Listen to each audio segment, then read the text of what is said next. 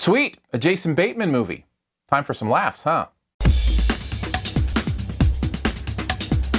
The Gift is the name of the movie. It's Joel Edgerton's directorial debut. He also plays a role along with Jason Bateman. Rebecca Hall in there is the female lead in a story about what happens when an old high school friend comes back into your life in a way that you may not have anticipated or really want.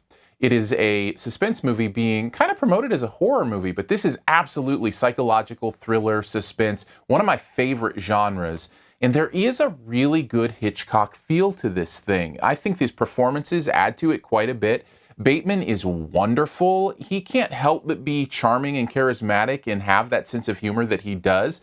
But it is so subdued and in the background here that it allows his real dramatic chops to shine in some of these scenes. He is really, really good. Rebecca Hall's a little understated for me, although I think she works, and Joel Edgerton as the high school friend is the perfect amount of suspicious and creepy and yet just kind of socially awkward, is that you never really know what kind of character he's going to end up being. And that's where the suspense comes from. And you know what? The movie never lets you off the hook until the very end, and I love that. The way that it kind of draws you in and keeps you wondering what's real, what's not, what is, who's behind something, who's not, who's lying, who's hiding things, where is the real crux of the tension coming from? All that is woven through this movie, and I think in a really, really good way. It never lets you off the hook and holds its secrets right till the end.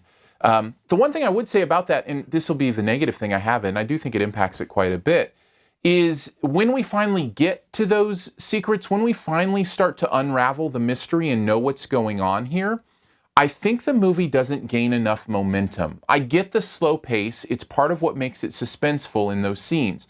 But there has to be a build. You'll notice in a great Hitchcock movie or a psychological thriller, it starts really slow and lets you just kind of live in this world, and then it starts to pick up momentum. And by the time you start to get to the crisis moments, the revelations, those peak moments, that's when the momentum really starts to pick up and you start to feel yourself, in it with them. This movie doesn't have that. It stays kind of plodding and slow all the way through the end, so that even when you're revealed these things, they feel like they're still in that slow, methodical pace as opposed to something that's really getting your heart moving.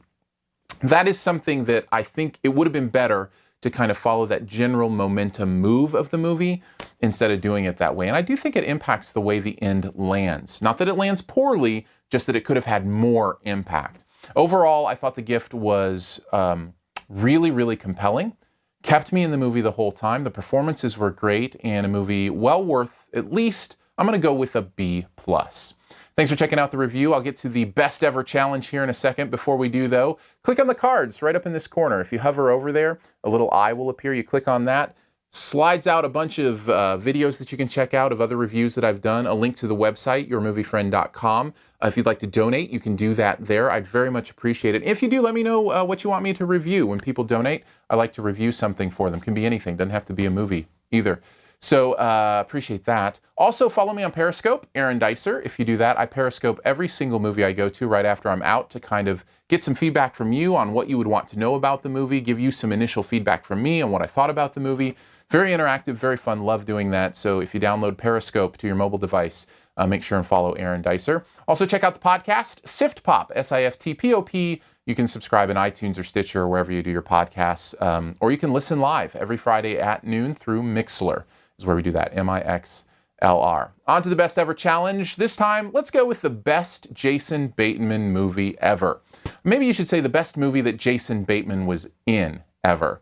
I'd love to hear your answer in the comments, and you can take a guess at mine. I'll give you a clue. Jason Bateman has been in a lot of movies. So many so, I think he's probably earned some frequent flyer miles. There, that's my clue for my favorite Jason Bateman movie ever. Take your guess in the comments. First person to get it right does get a point. Thanks. And as always, here's 5 extra seconds to hit subscribe. Right down in this corner, just click the logo.